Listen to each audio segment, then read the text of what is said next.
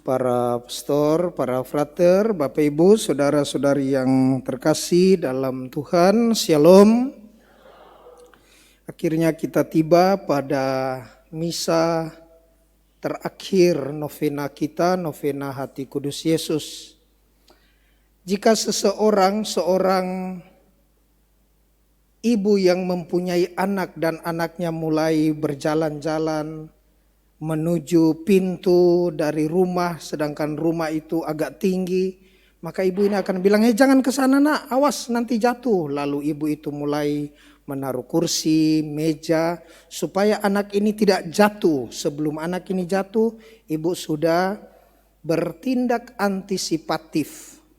Nah, jangan ke sana nanti kamu terbakar, di situ ada konfor. Dan ibu juga melakukan tindakan antisipatif sebelum anak itu terbakar. Saudara-saudari yang terkasih dalam Tuhan, kewenangan rabi-rabi Yahudi sebagai penjaga, pengajar, pewarta kitab Taurat adalah mereka memiliki hak kewenangan yang sangat istimewa yang sering saya sampaikan dalam beberapa perenungan, yakni berseyaklah Torah, yakni building defenses around the Torah, membangun pagar di sekeliling Taurat. Sebelum dia jatuh, Taurat bilang jangan membunuh, tetapi Yesus sebagai Rabi bilang, aku berkata kepadamu, ini kewenangan. Barang siapa yang marah terhadap saudaranya harus dihukum. Karena kemarahan itu akan mengakibatkan pembunuhan. Sebelum terjadi pembunuhan, melanggar inti Taurat, harus dilarang dulu sesuatu yang menyebabkan orang membunuh. Hari ini Bapak Ibu saudara-saudari yang terkasih, kami para pastor, frater, MSC mengadakan rekoleksi komunitas bersama dengan para pastor tentu dari Salwampak dan frater. Dalam perenungan yang menarik ini kami merenungkan dua kata kunci, yakni religio dan religiositas. Religio sebagai satu ungkapan lahiria dari orang beriman, datang ke gereja, ikut ekaristi, pergi adorasi, mengadakan selebrasi wilayah, doa rosario dan seterusnya. Tetapi juga mengajak kami untuk merenungkan apa artinya religiositas.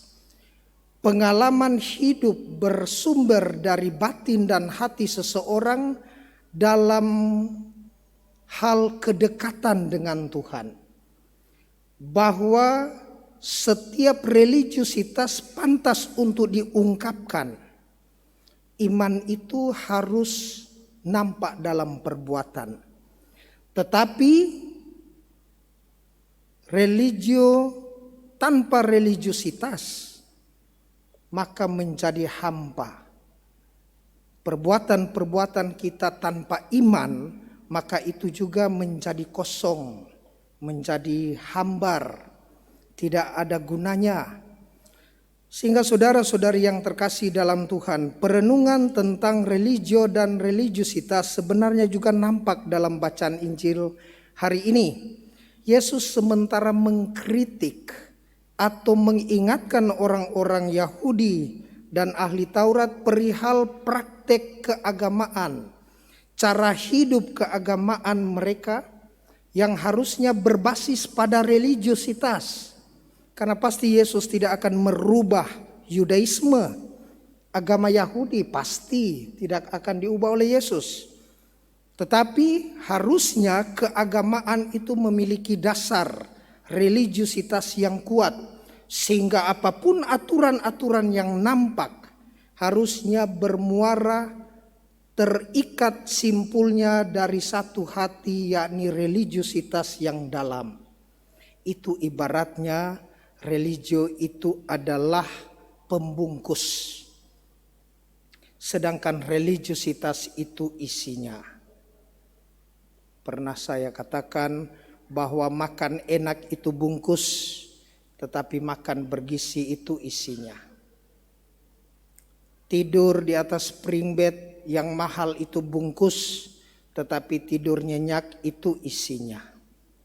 Baju yang bagus, kasulah yang mewah, semua bungkus. Tapi spiritualitas, motivasi untuk beribadah, untuk bersyukur kepada Tuhan itu isinya. Saudara-saudari yang terkasih, lalu apakah pembungkus ini tidak penting? Tidak. Bukan itu pernyataannya, pembungkus juga penting.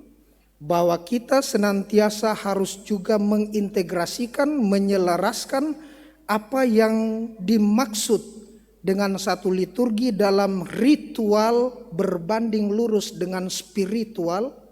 Spiritual juga berbanding lurus dengan ritual, sehingga bertemulah kita dengan satu sikap untuk senantiasa mengutamakan isi sambil tetap merawat bungkusnya. Semoga demikian.